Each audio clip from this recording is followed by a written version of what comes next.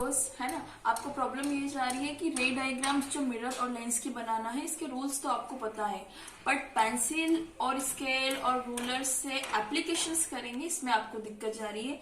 तो इसकी हेल्प के लिए मैंने आपको ये वीडियो बनाया है। अभी देखो, आपको मेरे पास क्या है, हमें सिर्फ डायग्राम बनाने के लिए स्केल लेना है, राउंडर वाली पेंसिल लेना है, ठीक है। सबसे पहले हम क्या करेंगे, सबसे पहले हम 1 सेंटीमीटर जो भी हमें लेना हो, 6 centimetre, 3 centimetre, 8 centimetre, it's depend on you, उसकी एक लाइन सेगमेंट क्या कर लेंगे, ड्रॉ कर लेंगे। 6 सेंटीमीटर 8 सेंटीमीटर का मैंने क्या करा, लाइन सेगमेंट ड्रॉ करा।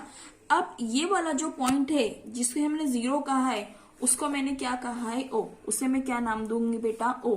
अब ये ओ मेरा सेंटर है और ये जो मैंने बनाया है वो रेडियस है। ऐसे से मैंने आर्क ड्रॉ कर लिया, ये देखो दिख रहा है आपको आर्क ड्रॉ, ठीक है। तो ये हमारा बन गया अपाचा। अब इसका जो मिड पॉइंट है, सपोज मैंने जो लाइन ली है वो 8 सेंटीमीटर की ली है, तो 8 का मिड पॉइंट कितना होगा बेटा, 4। मतलब 4 पॉइंट, जो ये 4 सेंटीमीटर है, ये वो पॉइंट रहेगा जहां पर मैं मेरा क्या लूंगी, फोकस पॉइंट एफ। ये जिसे हम सर्कल का सेंटर ओ कहते हैं, मिरर के केस में इसे ही मैं क्या कहूंगी, सी, सेंटर ऑफ कर्वेचर। तो ये है मेरा सी, सेंटर ऑफ कर्वेचर, एफ मेरा फोकस। ये मैं डायग्राम बना रही हूं, ये मैंने मिरर क्या कर लिया है, ड्रॉ कर लिया है। अब इसमें आपको 6 केसेस है। सपोज आपका फर्स्ट केस क्या कहता है, जब ऑब्जेक्ट कहां पर है, इंफिनिटी पर, ऑब्जेक्ट 8 इंफिनिटी, ऑब्जेक्ट कहां पर है, इंफिनिटी पे। हम नहीं जानते इंफिनिटी का मतलब क्या है। अभी देखो, इसमें ये आपको हाइपोथेसिस होना चाहिए, आपको क्लियर होना चाहिए कि फर्स्ट केस पे मैंने कौन सा रूल यूज करा।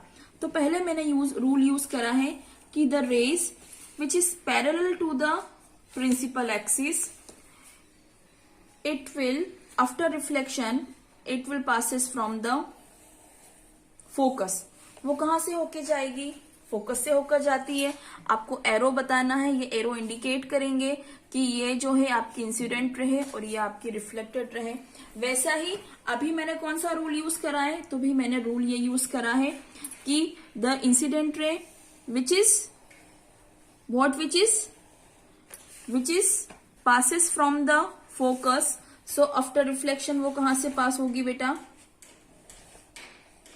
है ना, वो पास हो जाएगी। It means it will parallel to the principal axis. तो यहाँ पर हमने हाइपोथेसिस निकाला कि जब ऑब्जेक्ट कहाँ था हमारा, इंफिनिटी पर, तो इसकी इमेज कहाँ पर बन रही है, फोकस पर। इमेज कहाँ पर बन रही है, फोकस पर। अब ये मैं एज ए स्टूडेंट याद रखूंगी कि ये मेरा फर्स्ट केस है।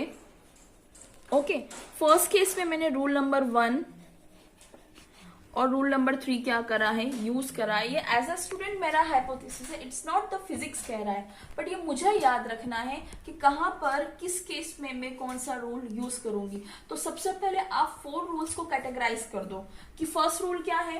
फर्स्ट रूल कहता है आपका, ये है रूल 1 कि प्रिंसिपल एक्सिस के क्या है, पैरेलल है, तो कहां से होकर जाएगी, फोकस से। सेकेंड रूल आप क्या है, आप ये कह दो कि सेंटर ऑफ कर्वेचर से आ रही है, तो वो डेफिनेटली सेंटर ऑफ कर्वेचर से क्या हो जाएगी बेटा, पास हो जाएगी। थर्ड रूल आपका क्या कहता है कि अगर फोकस से पास हो रही है तो प्रिंसिपल एक्सिस के क्या होगी, पैरेलल होगी। और फोर्थ रूल जिसका हम बहुत कम यूज करते हैं, एटलीस्ट मिरर के केस में तो करते ही नहीं है, तो आप तो ये 3 रूल ही याद करो, rule number 1, rule number 2 and rule number 3। Rule number 1, rule number 2 and rule number 3। अब ऐसे स्टूडेंट मैं ये याद रखूंगी कि मेरे फर्स्ट केस में मैंने रूल 1 और रूल 3 का क्या करा है, यूज करा है। बाकी की चीजों में आप क्लियर हो कि हाँ, अगर ऑब्जेक्ट इंफिनिटी पे है, इमेज फोकस पे बन रही है, तो डेफिनेटली वो कैसी होगी, पॉइंट साइज होगी, उसका नेचर कैसा होगा, वो एक अलग हिस्ट्री है जिसको मैं आपको पढ़ा चुकी हूँ। बट अभी आपकी प्रॉब्लम ये थी कि मैडम हम कैसे ड्रॉ करें, तो मैंने आपको एक इनिशिएटिव दिया है। चलो अगर इसी केस में मैं और सेकेंड केस आपका लेती हूँ, क्या है हमारा सेकेंड केस, अगेन देखो सेम, मैंने क्या करा है, एक लाइन सेगमेंट ड्रॉ करा है। जरूरी नहीं 8 सेंटीमीटर हो, आप 6 सेंटीमीटर का भी कर सकते हो। ये वाला जो पॉइंट है वो क्या है, मेरा सेंटर ऑफ कर्वेचर। इसका जो मिड पॉइंट है वो फोकस है। फोकस पॉइंट चेंज नहीं होना चाहिए, दैट इज वेरी एक्यूरेट। अभी देखो मैंने राउंडर लिया, राउंडर की हेल्प से मैंने आर्क कर लिया, ये मेरा मिरर बन गया। अब जैसा मिरर में है वैसे ही लेंस में भी रहेगा, आपको ये ड्रॉ करते आना चाहिए। अब मैंने केस लिया है सपोज कि मेरा ऑब्जेक्ट कहाँ है, सी और एफ के बीच में है। ये मैंने नाम दे दिया ऑब्जेक्ट को ए एंड बी कि वेयर इज माई ऑब्जेक्ट, तो my object is at between C and F. Again मैं रूल अप्लाई कर रही हूँ। व्हाट इज प्रिंसिपल एक्सिस के क्या है बेटा, पैरेलल है, तो ये कहां से जाएगी, it will passes from the focus. देखो मैडम ने एरो लगाया है, बकायदा लगाया है कि नहीं, है ना। देन नेक्स्ट रूल क्या कहता है, आप किसी भी रूल का यूज कर सकती हो कि हाँ भाई ये कहाँ है, ये देखो फोकस से होकर जा रहा है, तो प्रिंसिपल एक्सिस के क्या होगा, पैरेलल होगा। ओके अभी देखो जहां पर लाइन ने इंटरसेक्ट करा, ये वो पॉइंट है जहां पर आपका ऑब्जेक्ट फॉर्म होगा।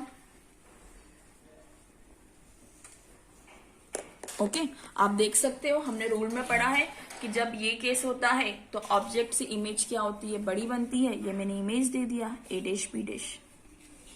तो जो हमने कंसेप्ट पढ़ा है, जो हमने बिहेवियर करा है, वो एज इट इज आपको दिख भी रहा है। तो एज ए स्टूडेंट मैंने यहाँ पर भी कौन सा रूल यूज करा है, रूल 1 एंड 3। तो ये मैं मेरे दिमाग में रखूंगी, क्या अपने दिमाग में रखूंगी कि भाई जब मेरा ऑब्जेक्ट कहां पर है, जब मेरा ऑब्जेक्ट है between centre of curvature and focus, तो ये बनाने के लिए मैंने रूल 1 और 3 का यूज करा है। तो जब आप ये कंसेप्ट अपने दिमाग में बिठा लोगे तो चाहे मिरर का केस हो या फिर लेंस का हो, डायग्राम बनाना आपके लिए क्या रहेगा, इजी रहेगा। जैसे मिरर में था वैसे कि वैसे ही किसमें है, लेंस में। ओके होपफुली एटलीस्ट आपको कंस्ट्रक्शन मेथड क्या आ रही है, समझ में आ रही है। और बाकी के केस आप पूरे करोगे और मुझे बताओगे। Okay thank you.